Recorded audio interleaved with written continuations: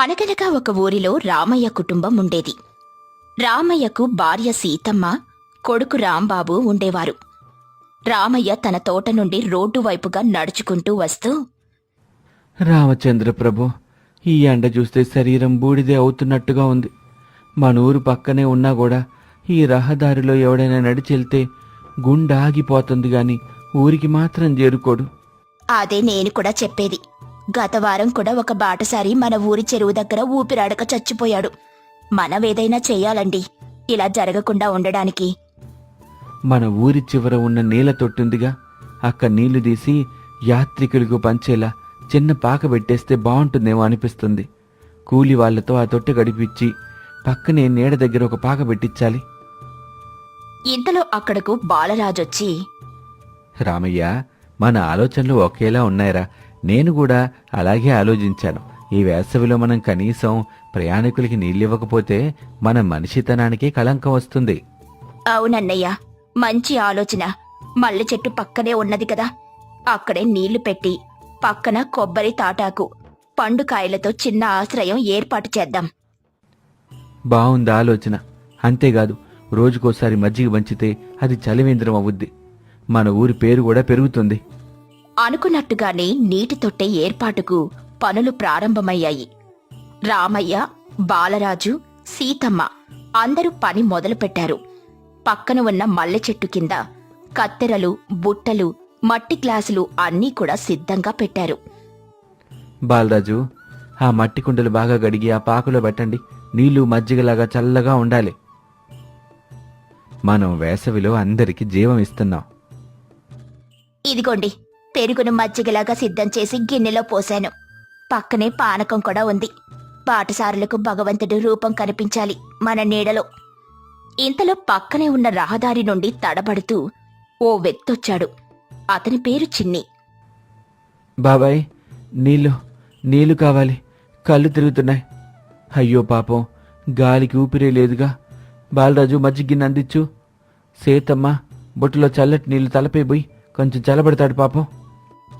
ఇక చిన్ని నీళ్లు తాగి కాస్త కుదుటపడ్డాడు. మీరెవరో దేవులలా కనిపిస్తున్నారు. నేను మైళ్ళ కొద్ది దూరం నడిచాను. మధ్యలో ఎండ నిప్పులా కాలి ఒళ్ళంతా బూడిదైంది. ఇక్కడ నీడ నీళ్లు కనిపిస్తాయని కల్లో కూడా అనుకోలేదండి. మా ఊరు చిన్నదే, కాని మనసు మాత్రం పెద్దదే. నీలో ఒకవేళ బలం లేకుంటే ఇక్కడే పక్కనే బీరకాయ పచ్చడి అన్నంతో తినిపిస్తాం. మిగిలిన బాటసార్లు కూడా ఇక్కడ విశ్రాంతి తీసుకోవాలనేది మా ఆశ. బాబోయ్, ఇలా బతికించిన మీరు బంధువులే మాకు. ఏ జన్మలో నేను ఏ పుణ్యం చేశానో మీలాంటి వారిని చూశాను. ఈ నీడలో కూర్చోండి బాబు. వడదెబ్బ తగ్గాక ఎక్కడికి కావాలంటే చెప్పండి, అక్కడికి దిగబెడతాం. వాళ్ళని చూసిన చిన్ని అక్కడే సహాయకుడిగా ఉండేందుకు నిర్ణయించుకున్నాడు. మీరింత కష్టపడుతుంటే నేనెందుకు ఖాళీగా ఉంటాను? ఈ నీటి సేవలో నేను కూడా ఉంటాను. ప్రతి బాటసారికి నీళ్ళు ఇస్తాను. ఇదే నేను మీకు రుణం తీర్చే మార్గం.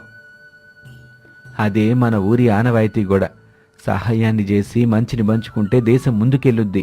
నీళ్లు పంచేవాడు దేవుడు.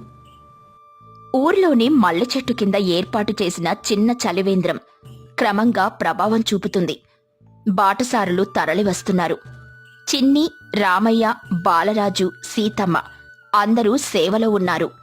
పల్లెటూరు రోడ్డుపై ఓ బస్సు ఆగుతుంది. కొంతమంది దిగి వచ్చి నీళ్లడుగుతారు. యాయ్యా, ఇప్పటి వరకు మా ప్రయాణంలో ఎక్కడా ఇంత ఆత్మీయత చూడలేదయ్యా. నీళ్లు, మజ్జిగ, పానకం అన్నీ శుద్ధంగా ఉంచారేంటి? ఇవాళ గొంతులో మొదటి చల్లదనం ఇదే. దేవుడే వచ్చి నీళ్లు పోస్తున్నట్టుగా ఉంది. ఇది మా రామయ్య గారు, బాలరాజు గారు ఏర్పాటు చేసిన చలివేంద్రం అండి. మీరు కొంచెం సేపు విశ్రాంతిగా కూర్చోండి. ఇంకా పాలు, మజ్జిగ కూడా ఉన్నాయి. ఇంతలో ఊరి పెద్దలైన ఇద్దరు, రఘురామయ్య, సీనయ్య వచ్చి చూసి, రామయ్య, మీ చలివేంద్రాన్ని చూశాం. మన ఊరి పేరు ఇప్పుడు పక్క పల్లెల్లో కూడా చెప్తున్నారు. నిన్న రంగయ్య తాత తన ఊరికి వెళ్తూ ఇక్కడ మజ్జిగ తాగి పొద్దున్నే మంచి మాట చెప్పారు. ధర్మం అనేది అన్నం పెట్టడంలో కాదు, ఆ అన్నం సమయానికి పెడితేనే ధర్మం. ఈ చలివేంద్రం అదే చేస్తుంది. ఎవరికంటే గొప్పది ఈ నీటి సేవ అని ఆ రంగయ్య తాత చెప్పాడు. చెప్పు రామయ్య, ఇంత మంచి ఆలోచన నీకెలా సాధ్యమైంది? రఘురామయ్య గారు, ఇది అందరి సహకారంతోనే సాధ్యమైంది. బాటసార్లకి నీళ్లు పోయించడమే కాదు, కాసేపు వాళ్ళు మాట చెప్పే ఓ మనిషి కూడా అవసరమని అది ఇక్కడ దొరికేలా చేశాం. రాబోయే వారి కోసం సాయంత్రానికి కొబ్బరి నీళ్లు కూడా పెట్టాలని ఉన్నాం. కొద్దిగా ఖర్చైనా పర్వాలేదు, మేం చేసుకుంటాం. ఇంతలో రాత్రి సమయం. చిన్ని రామయ్య దగ్గర కూర్చొని తన కథ చెబుతున్నాడు. రామయ్యన్న, నేను పశ్చిమ గోదావరి నుంచి వచ్చాను. మేము 5 అన్నదమ్ములు. భూమిని విభజించుకుంటే నాకేమీ లేకపోయే. గడ్డి పరకలు తీసుకుని బయలుదేరాను. రోడ్డు మీదే బతుకుతున్నాను. కానీ ఈ ఊరు నాకు 2వ జన్మనిచ్చింది. నువ్వు పుట్టిన ఊరు మనకు అవసరం లేదు. నువ్వు మాకు సాయం చేస్తున్నావంటే చాలు. ఈ పుణ్యకార్యాన్ని మీలాంటి వాళ్ళే నడిపించాలి. రేపటి నుంచి నీతో పాటు మరో 2 బాటసార్లు ఉండాలనుకుంటున్నాం. రోజు వచ్చే జనాభా పెరుగుతూ ఉండడంతో మారుతున్న నీళ్ళిచ్చేవాళ్ళు సరిపోవటం లేదు. సరే అన్నా, చూస్తాను. ఒకటి మాత్రం నిజమన్నా, నేను తీసుకున్న ఈ బాధ్యత నా జీవిత లక్ష్యం అయిపోయింది. అలా ఒకరోజు 2 పిల్లలు నీటిని తాగుతూ చల్లదనం అనుభవిస్తూ మాట్లాడుతూ ఉన్నారు. అమ్మా, నేను కూడా నీళ్ళిపోయినా నాకు కూడా ఇలా చేయాలనిపిస్తుంది. అయ్యో బాబూ, నీదింకా చిన్న వయసు, కాని నీ మనసు చాలా పెద్దది. నీకంతలా చేయాలననిపిస్తుంది కనుక రేపు మజ్జిగ కలపడం, గిన్నెలు కడగడం నీ పని, సరేనా? అమ్మయ్యా, నేను కూడా బాటసారుల్ని సంతోషపెట్టగలనని మా అమ్మకి చెప్పాలి. అలా కొన్ని రోజులు గడిచాక రామయ్య హృదయంలో ఒక కొత్త ఆశ పెరుగుతుంది. ఆ సేవ కొనసాగాలంటే పక్క ఊర్లలో కూడా విస్తరించాలని అనుకున్నాడు. ఈ చలివేంద్రం ఒక్క మట్టి కుండ కాదు, ఇది మన హృదయపు నీరు. బాటసారుల కడుపు దడిపే ఒక ఆశ. ఇది కొనసాగాలి. మన ఊరి పేరు సేవాగ్రామంగా మారాలి. చలివేంద్రం బాగా పేరు పొందడంతో పక్క ఊళ్ళ నుండి వచ్చిన కొంతమంది వ్యక్తులు అసూయగా మాట్లాడడం మొదలు పెడతారు. పక్క ఊరు ముని తన ఊరివాడైన బంగారయ్యతో ఇలా అంటున్నాడు. ఏమ్రా బంగారయ్యా, వాళ్ళు మహా గొప్పలకి పోతున్నారు. ఏదో చలివేంద్రం పెట్టారని ఊరంతా గొప్పలు చెప్పుకుంటున్నారు. మన ఊరిలో ఇలాంటిదే ఉందని వాళ్ళకి చూపించాలి కదా. అవునుగాని మనాళ్ళు ఎవ్వరూ దానికి ముందుకు రావాలిగా. కాని చిన్ని అనే బాటసారి గురించి కూడా ఎక్కువ పేరు వినిపిస్తుంది. ఏంటో అసలు కదా. ఒకరోజు రాత్రి సమయంలో చిన్ని ఒంటరిగా ఉన్నప్పుడు ముని అతని దగ్గరికి వస్తాడు. ఒరే చిన్ని, నీది ఏ ఊరు?